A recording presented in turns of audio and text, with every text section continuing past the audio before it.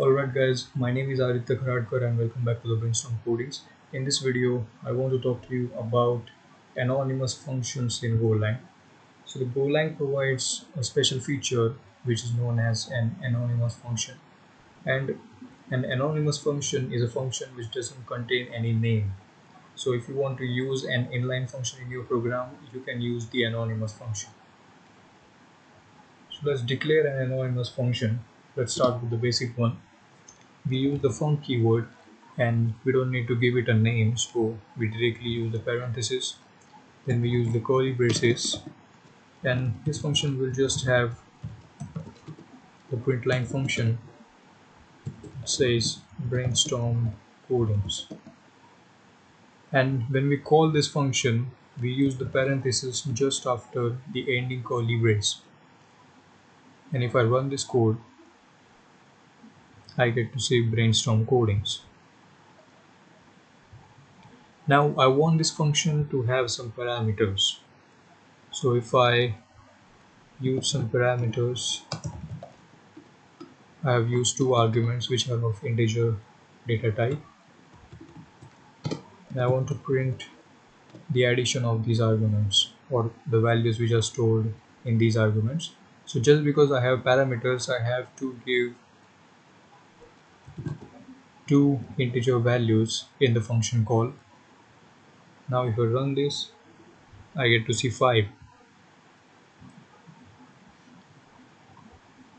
And in Golang we can even assign an anonymous function to a variable, and we can call this function by using the name of that variable. So if I create a variable channel and I assign this function to this channel variable, and when I call this function I use the name of the variable, and if I run this code, we will get to see the same output we got before. So we get 5. Now what if I want this function to have a return type?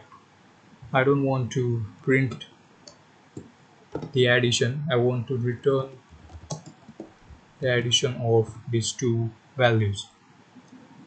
So the return type will be int, and if I run this code,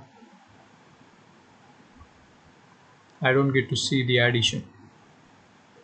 So you remember, whenever we have the return type, whenever a function returns anything, we assign the function call to a variable and then we print that function, then we print that variable. So I have to declare another variable. Let's check value or addition, maybe, just to be clear. Then we use the print line function,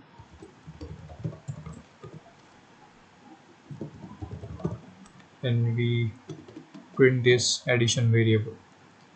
So if I run this code now, oh, I forgot to use the period. Now if I run this, you get to see 5. So this is how the anonymous function works. You can just use it without having any parameters or without having any return type, and you can even assign the function to the variable and then you can use that variable. So that's all about the anonymous functions. Thank you so much for watching this video. Don't forget to subscribe, and I'll see you in the next one.